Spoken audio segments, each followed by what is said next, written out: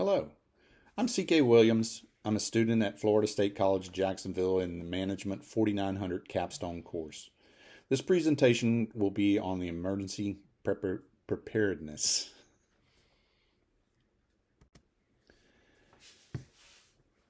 Preparedness planning for your business, but we'll also talk about a little bit about the individual because the individual is important.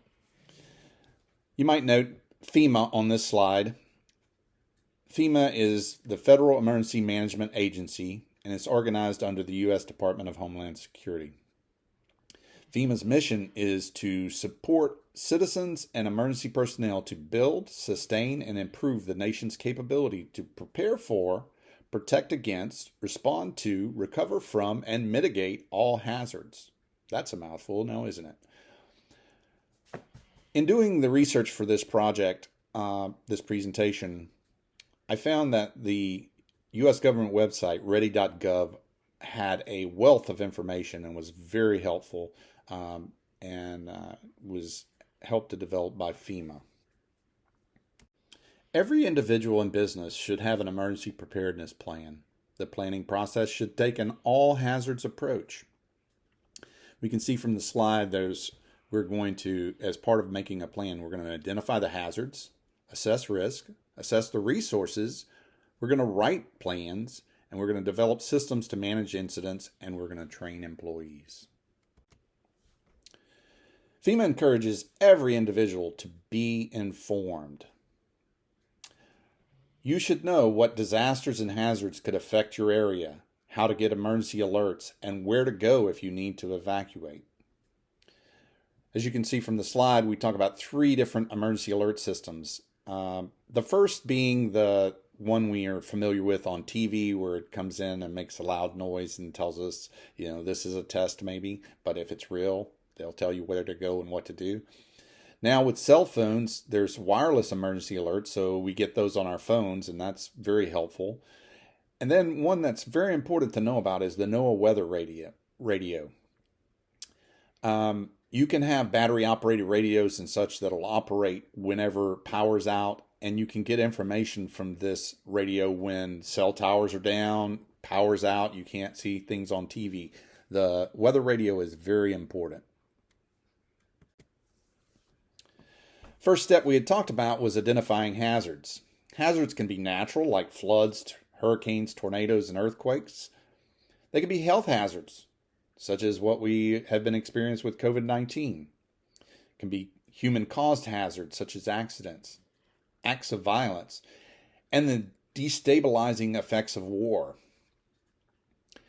They can be technological-related hazards, like power outages, equipment failures, or even cyber attacks.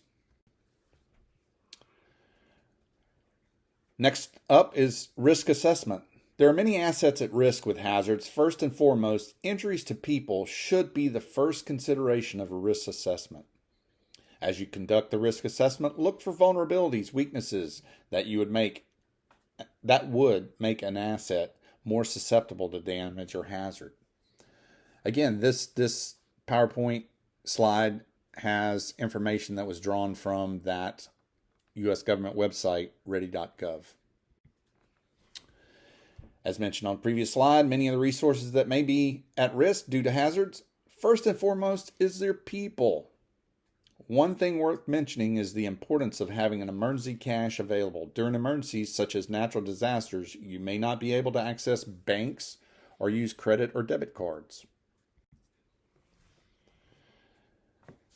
First of the plans that we're going to want to write is the emergency response plan. Emergency response plan should be developed that will guide the actions in the critical initial minutes of an emergency. Minimally, the plan should establish procedures to protect everyone in the building or on the premises, providing prompt warning to evacuate, shelter, or lock down. This can save lives. The priority in any emergency should be life safety, followed by stabilization of incidents. The next plan we're going to develop is the crisis communication plan. A plan should be established to communicate with the employees, the customers, the news media, and stakeholders. Prompt and accurate information must be communicated by the business during an emergency and in the hours and days after the event. This plan will help determine who speaks to who, how these communications flow, what media and technology is used. A lot of information goes into this plan, but in crisis, having a plan gives you a basis of how things should be done and makes it so much easier to be successful. Business continuity plan. The BIA should identify the operations and financial impacts resulting from the disruption of business functions and processes. Impacts to consider include loss or delay of sales and income, customer dissatisfaction or defection, increased expenses, and or regulatory fines or contractual penalties. Realistically, your business continuity plan is a plan. It's so important and it's very detailed. It's a plan that, for the most part, says how do you continue doing business during and after some type of hazard event. In our modern world, businesses rely on technology and information. We must have a plan to recover computer hardware, connectivity, and electronic data to support critical business processes. An information technology disaster recovery plan, an ITDRP, should be developed in conjunction with the business continuity plan just mentioned. Employee assistance and support. First on my list was to encourage family preparedness plans. So this goes back to helping your business is helping your employees and the individual families. Having your employees develop individual disaster plans is critical to your business. Your employees can return to work quicker if their personal recovery is addressed.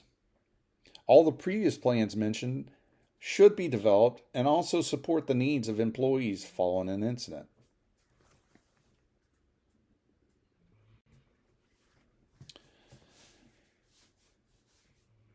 An incident management system is needed to define responsibilities and coordinate activities before, during, and following an incident.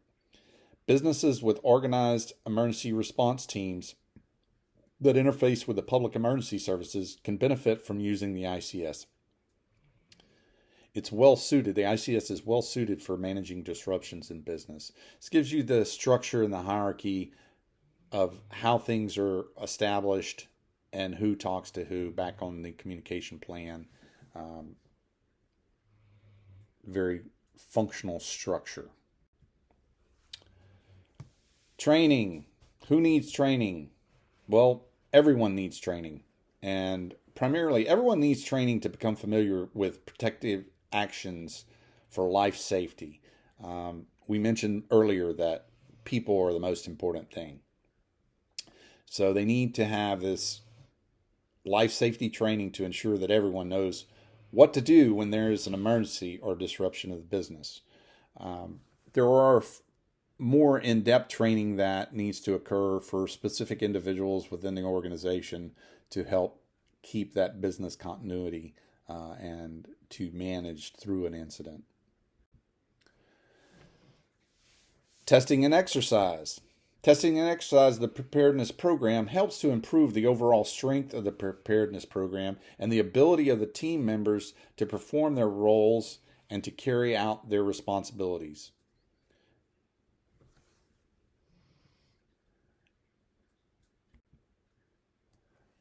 These are the references to the resources that I used to develop this presentation. I hope you enjoyed this presentation. Have a wonderful day.